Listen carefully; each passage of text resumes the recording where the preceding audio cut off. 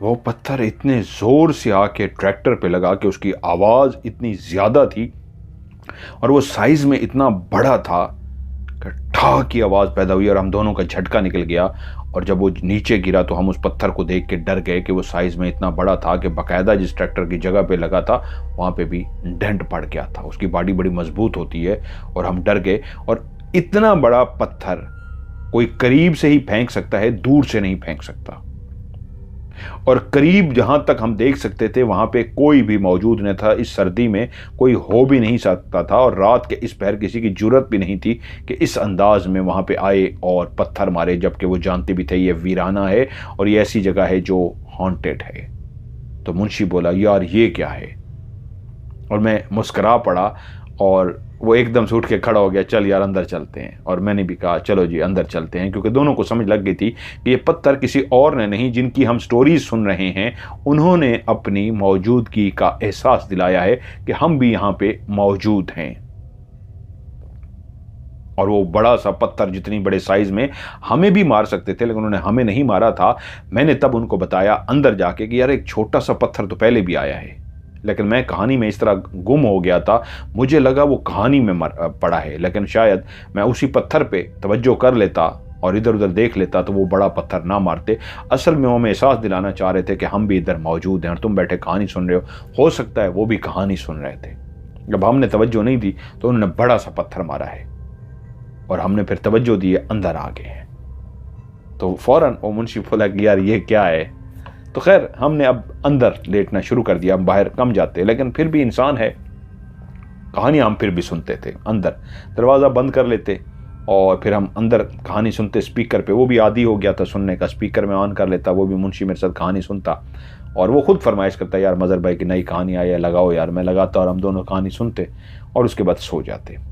फिर एक ऐसी रात आई कि हम फिर दिल किया कि यार आज फिर बैठे। तो मुंशी कहता है, यार आप बाहर बैठे हैं, मैं बाहर कोई मसला ना हो जाए। मैंने कहा जी कुछ नहीं होता, चलो बाहर बैठते हैं।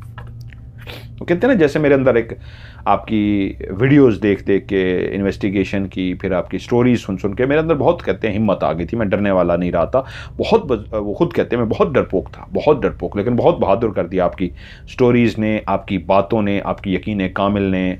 मैं बहुत कहते हैं खौफ आज भी है, लेकिन मैं बहुत मजबूत हो गया। फिर मैंने कहा जी कुछ नहीं होता, आए बैठते हैं। अब फिर हम उस जगह पे, क्योंकि आप वीडियो देखेंगे ना एंड पे तो आपको जगह सारी क्लियर हो जाएगी, कैसी जगह है। दूर दूर तक अगर इंसान खड़ा भी होगा तो नज़र आएगा और इतनी करीब से कोई पत्थर मारेगा तो वो तो क्लियर नज़र आ जाएगा। सर्दियों की रात है और फिर हमने एक वो सीमेंट का बना हुआ था बड़ा सा, उसके अंदर काफ़ी लकड़ियाँ वगैरह हमने जमा की और लकड़ियों को हमने आग लगाई।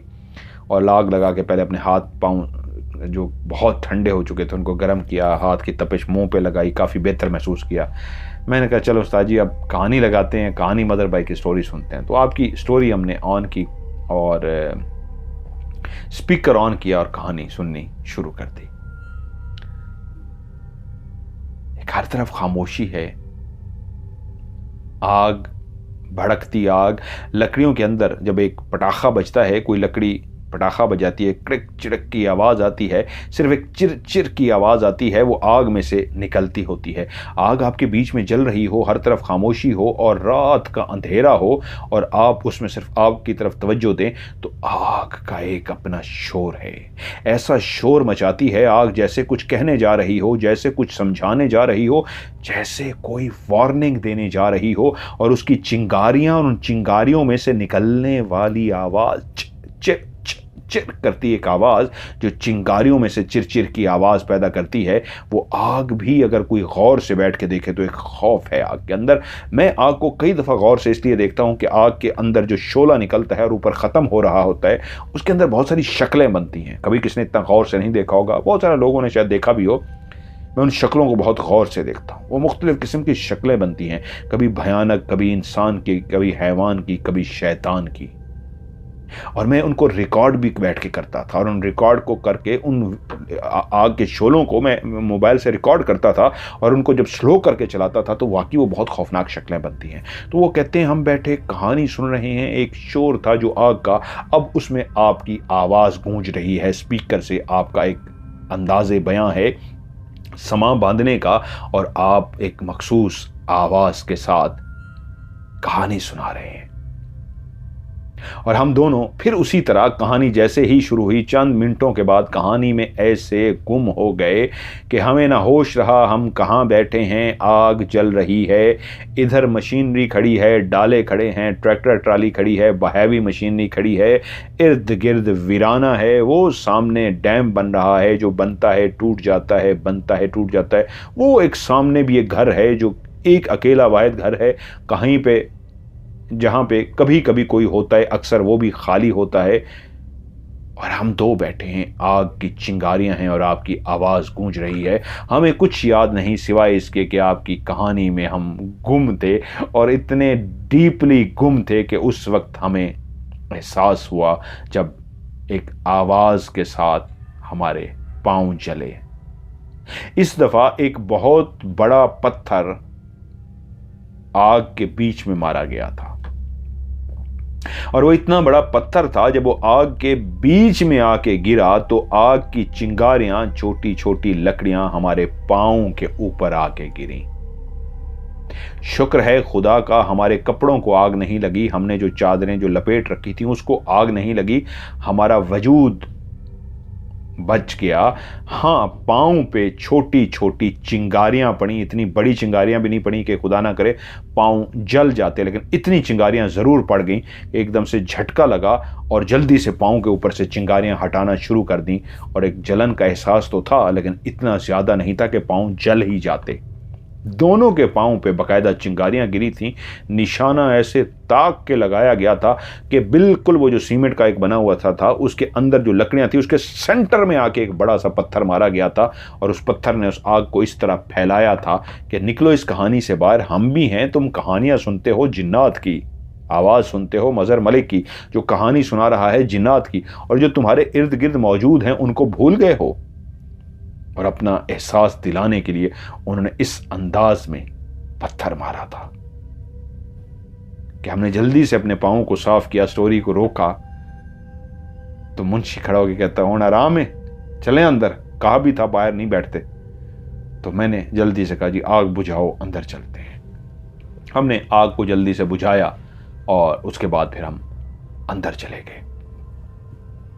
बाकी कहानी हमने नहीं सुनी कि कल सुनेंगे, आज इतनी काफ़ी है, सोते हैं। और हम सो गए। कुछ दिनों के बाद अब हमने कहा बाहर नहीं बैठना, अभी फैसला कर लिया बाहर बैठना गलत है,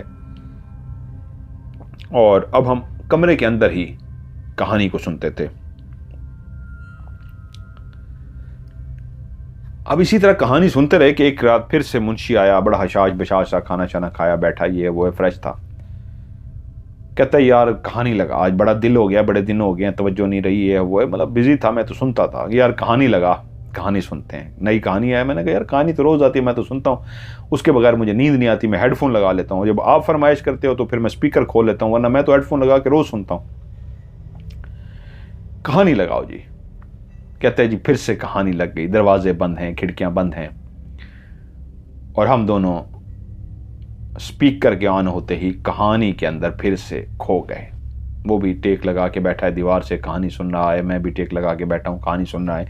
दरमियान में मोबाइल रखा हुआ है, मोबाइल के स्पीकर से आपकी आवाज़ आ रही है, आपका रिदम आ रहा है, और आपकी आवाज़ जिसके अंदर एक सस्पेंस है, जो आप कहानी का समा बांधते हैं, समा बांधने जा रहे हैं।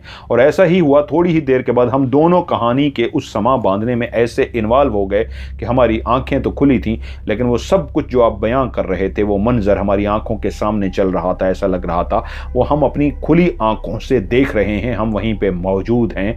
लेकिन फिर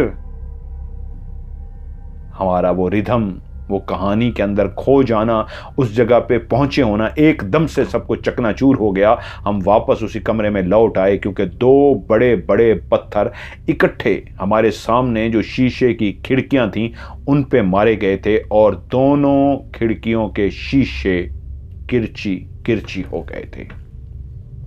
बहुत मजबूत और बहुत मोटे वाले शीशे लगाए गए थे, छोटे मोटे वो पत्थर से नहीं टूटने वाले थे, जैसे इतना बड़ा पत्थर मारा जाए, जैसे ईंट मारी जाए या पत्थर मारा जाए, इस अंदाज में तो वो टूट सकते थे, वरना वो टूटने वाले शीशे नहीं थे। और बैक वक्त दो मारे गए थे, और दोनों ही खिड़कियों के, एक मेरे सामने थी, एक मुंशी के सामने, दोनों ही खिड़कियों के शीशे ठा करके किरची किरची हो गए। और मुंशी कहता है बंद कर। मैंने कहानी बंद कर दी और वो बोला नहीं यार, या तो अब यहाँ से ट्रांसफ़र करानी पड़ेगी या अब मदर साहब की कहानी नहीं सुननी होगी। या तो कहानी पे बैन लगा दो, अब कहानी नहीं सुननी, या फिर मैं तो अपना ट्रांसफ़र कराना है।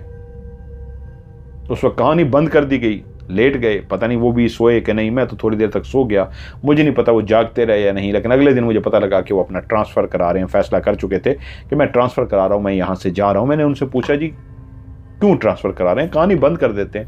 उन्होंने कहा यार मसला कहानी का नहीं है, वो तो मैंने वैसे कह दिया था, ये है तंग कर रही है मखलूक है, मैं किस दिन कोई नुकसान पहुंचा दे, हम उनको क्या कहते हैं, हम तो कहानी सुनने से उनको क्या मसला है। लेकिन भाई मैं यहाँ नहीं रह सकता, वो चले गए।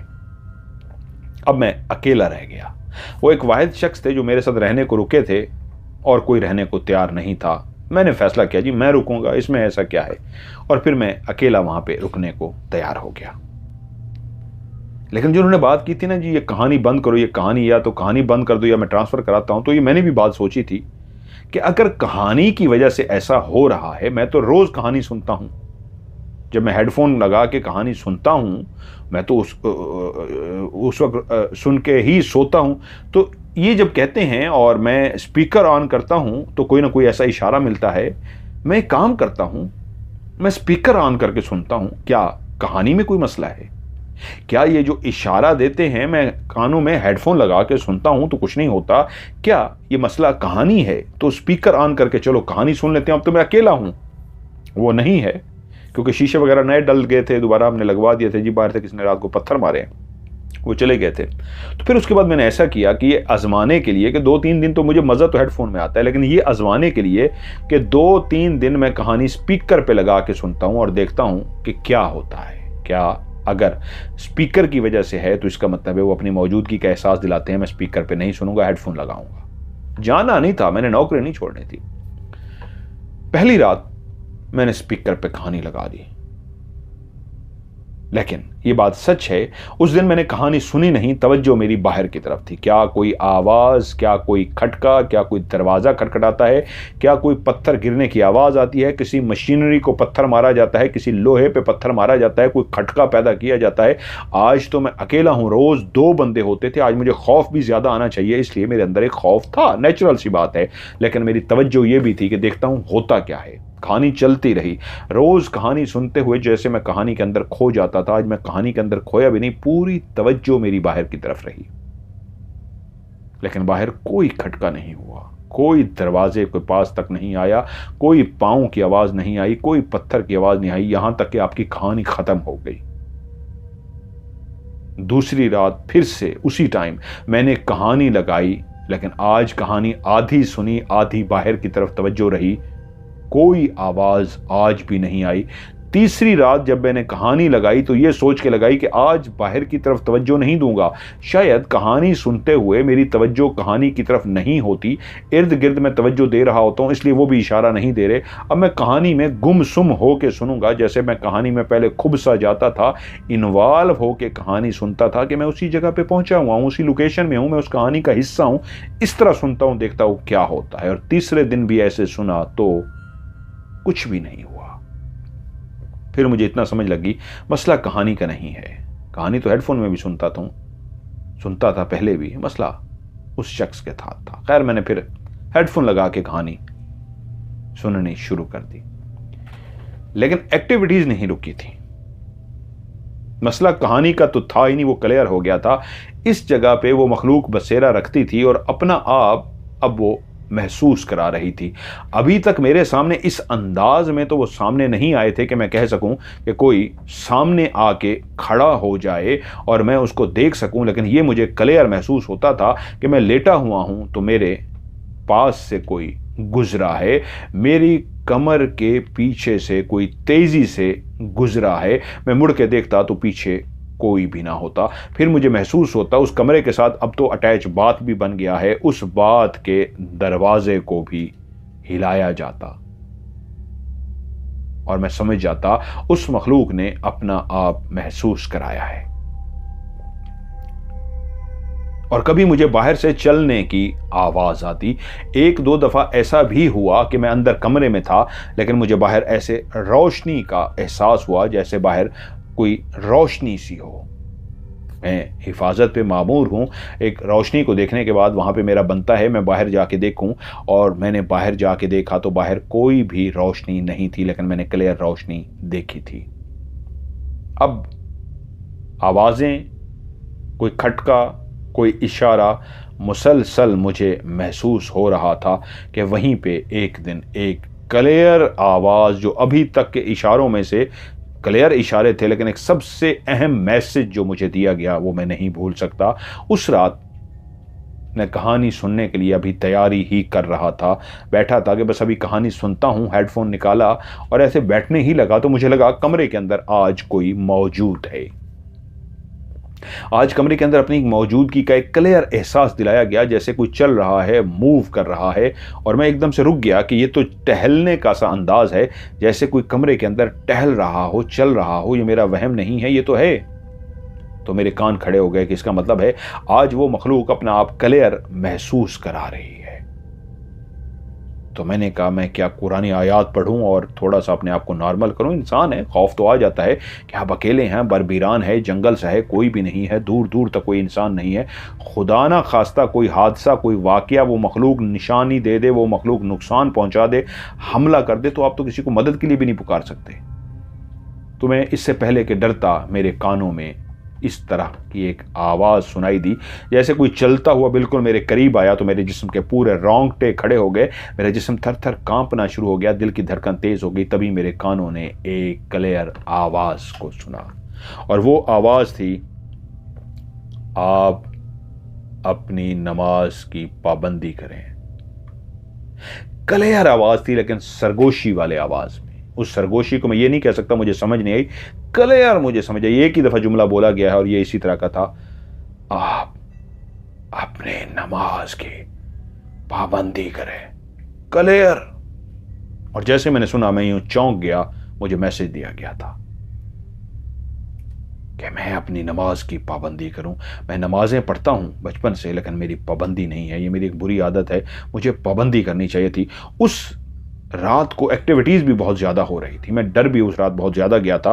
लेकिन जब इस आवाज़ को मैंने सुना कि आप अपनी नमाज की पाबंदी करें, तो मैं अलर्ट हो गया और मैंने आगे से जवाब दिया, मैं जी बिल्कुल करूँगा। मैं आज के बाद अपनी नमाज के अंदर बाकायदगी करूँगा, मैं नमाज कोई मिस नहीं होने दूंगा, मैं ज़रूर पढ़ूँगा जी। और उसके बाद जब जैसे ये मैंने कहा, एक मैसेज, ऐसा मैसेज था जैसे मुझे कहा गया हो कि तुम्हें कुछ कहा नहीं जा रहा, तुम्हें इसलिए महसूस कराया जा रहा है, तुम्हें एक पैगाम दिया जा रहा है, नमाज पाबंदी के साथ अदा करो। तो मैं रिलैक्स सा हो गया, मेरे अंदर मेरा मन, मेरा दिल एक रिलैक्स सा हो गया, और मैंने कहा मैं पढ़ूंगा। और उसके कुछ देर के बाद कमरे के अंदर बिल्कुल खामोशी हो गई। उसके थोड़ी देर के बाद मैंने हेडफोन निकाले और अपने कानों में लगा लिए, और फिर आपकी कहानी सुननी शुरू कर दी।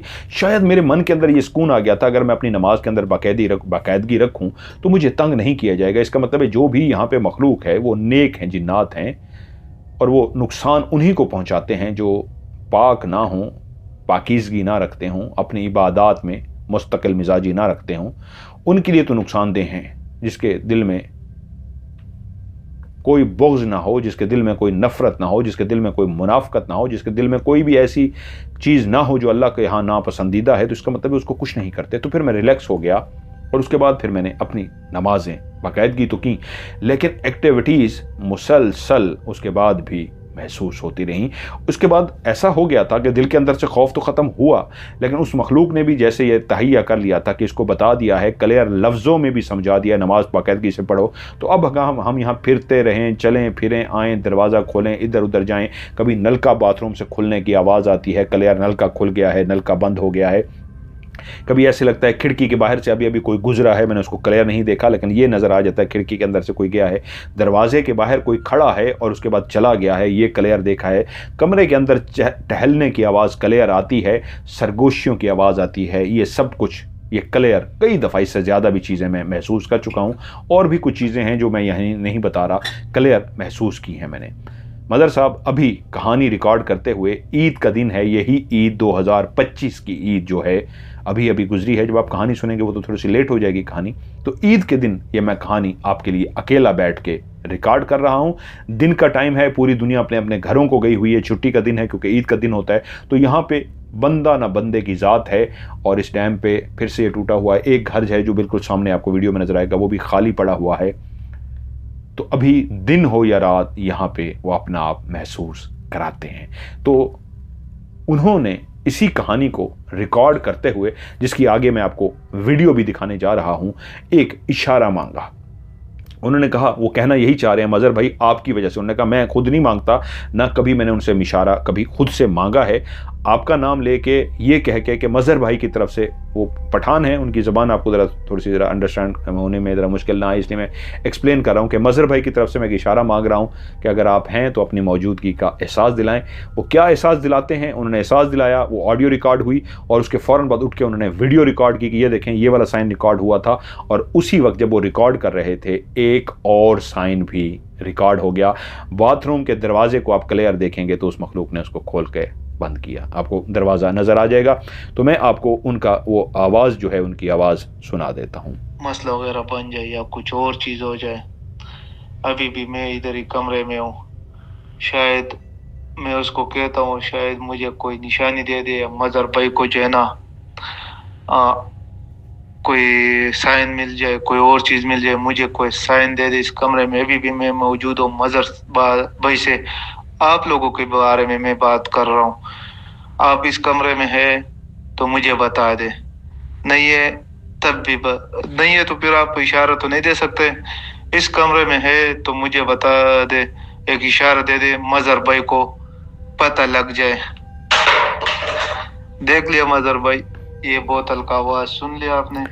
ये आपको जो इशारा इस वक्त सुनाई दिया है आवाज़ की सूरत में, अभी इसी स्टोरी के एंड में मैं आपको उन्हीं की बनाई हुई जो वीडियो है वो आपको दिखाने जा रहा हूं, जिसमें आप देख सकते हैं कि ये क्या साइन मिला था और उसके बाद दरवाजे का एक और क्या साइन दिया गया, जो बाथरूम का दरवाज़ा है उनका। मज़हर भाई ये बोतल गिरा था इस कूलर से, ये इस जगह पे पड़ा था, इधर मोटरसाइकिल के साथ लगे, मोटरसाइकिल से इधर गिरा था। और ये कमरा बिल्कुल खाली, चेक कर ले, कोई भी जो है ना नहीं है इस कमरे पे। और ये बाथरूम का दरवाज़ा भी कर रहा था। हमने कहा था शायद हवा आ रही है, तो ये पड़ा है, कोई हवा शवा नहीं है। ये चेक कर ले, कोई हवा नहीं है, हवा का नामो निशानी नहीं है। ये हमारा जो है ना बाथरूम और ये कमरा, ये हम इधर ही खड़े बाहर। ये मज़हर भाई, फिर कोई पीछे से हलचल हो रहा है, देख ले, आवाज़ सुना मज़हर भाई, हम कितना दूर खड़े, आवाज़ आ रही है मज़हर भाई।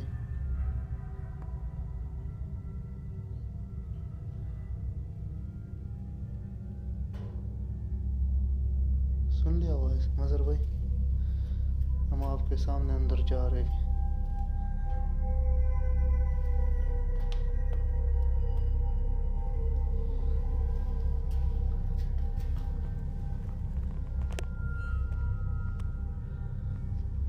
देख मज़हर भाई, ये वही दरवाज़ा भी इसी तरह बंद, देख ली मज़हर भाई। ये जगह है हमारा, इस पे बहुत शदीद एनर्जी। ये देखे अभी भी दरवाज़ा बंद है, मैं आपके सामने खोलता हूँ, देख कोई भी नहीं है। ये चेक कर ले, बिल्कुल रोशनी है। ये हमारा वो जगह है मज़हर भाई, ये सामने बिल्कुल वो डैम है, बार बार जो गिर जाता है। ये ट्रैक्टर वगैरह, ये डंपर वगैरह और ट्राली वगैरह सारे खड़ा होता है। हम इस जगह पे इधर ही बैठ जाते थे, उसी टाइम ये वगैरह ऊपर नहीं था, हम इधर बैठ जाते, आग लगाते थे और इसी ट्राली पे पत्थर वगैरह मारते थे। ये मज़हर भाई, मैं ईद पे इधर अकेला हूँ। ये सारा चेक कर ले, सारा जंगल ही जंगल है, इस पे कोई मकान वगैरह नहीं है। ओ दूर दूर मकान है, देख मज़हर भाई, इतना दूर दूर मकान है। ये इधर कोई नज़दीक मकान ही नहीं है। ये जगह है मज़हर भाई। अभी तो मैंने गेट खोले, अभी चेक करता हूँ अभी कोई है या नहीं। अभी भी कोई नहीं है मज़र भाई। ये मैंने गेट खोल दिया, अभी तो कोई नहीं है। देख चेक कर ले मज़र भाई। ये तो खैर मेरे हाथ से लग गए। अभी ये कोई नहीं है इधर।